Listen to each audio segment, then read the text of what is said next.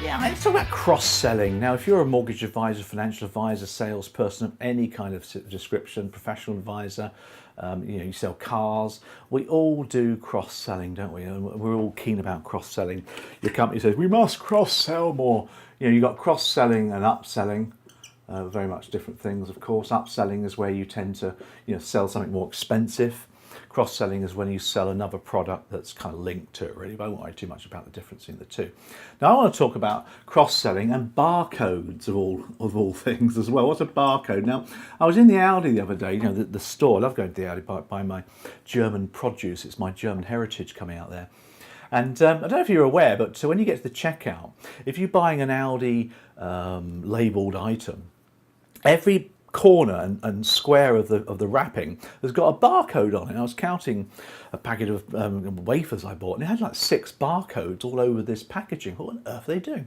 And of course, you think about it. If you've ever done the your own shopping and you go through the beep beep machine, you've got to put the barcode on the light. Now with Aldi, you just whiz it through the checkout, because there's always a barcode somewhere that's showing, which allows the people on the checkout to whiz your stuff through even before you've had a chance to pack it, which is amazing, really, think about it.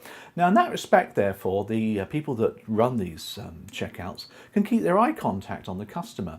They can keep it, conversation going if they want to, and it's brilliant. Of course, Aldi cut costs, save costs, don't need to have so many checkouts because it's a lot quicker. But the point is, though, by keeping eye contact, they could get a conversation going and ultimately cross-sell. Because cross-selling is about asking questions, finding out about the needs of the client, drilling into the bigger picture and maybe suggesting something else as well. Now, Aldi don't do it. Aldi don't cross-sell at the checkout. Maybe they should, I don't know, but they don't. They leave it to their prices to sell their goods. But in your business, Aldi and barcodes is purely a metaphor. It's an example for you to show how you can cross-sell. And the only way to cross-sell, as I mentioned to you before, is to keep contact with the customer whilst you're dealing with the transaction. Keep the conversation going, keep the eye contact going, find out a bit more about what their needs are. Because if they're buying something from you right now, they're paying money for a particular product or service, whatever it is, and that, for example, might be a mortgage. If you're in the mortgage world, the customer might be wanting to buy a mortgage. When you're talking to them, you find out a bit more about their situation. And what we talk about here is we call about chunking up. We call that going upwards. Chunk up the need. The mortgage is a product which helps you to buy a house. That's a need. What's the bigger picture here? What's the ultimate goal the customer wants? Are they starting a family? Are they looking to sort of nest down for a few years? Or is it a buy-to-let situation? Whatever it is. Once you get that, you can start to look at other need areas. So, for example, it might be that you're looking at general insurance, so home insurance might come into mind. That's a cross-sell. Buying a house, home insurance is needed. Okay, it's a bit of a fiddle, but it pays money every year until they cancel the policy. Of course, you might look at life assurance. If they're buying a property with somebody else or not, life assurance comes into its own.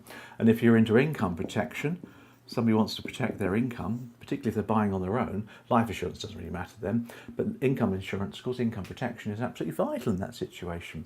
It might well be that the customer has a need for a pension. They may not have a pension, or they might be thinking about a pension, so you could refer them to an IFA, unless, of course, you are an IFA as well. And there might be a will needed there, or lasting power of attorney.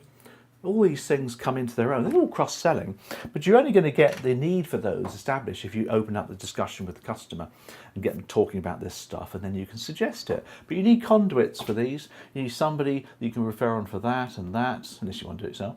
Somebody to refer on to that, of course. Get that organised so you can deal with that with your network. Obviously, make sure that you're authorised to give protection advice as well. And then you can give the customer a better service, because they're only going to go online and buy this stuff. Because people do. They probably won't buy it all, but they'll buy that online, and they're not qualified to buy it online. They don't know what an all risk or a specified possession is.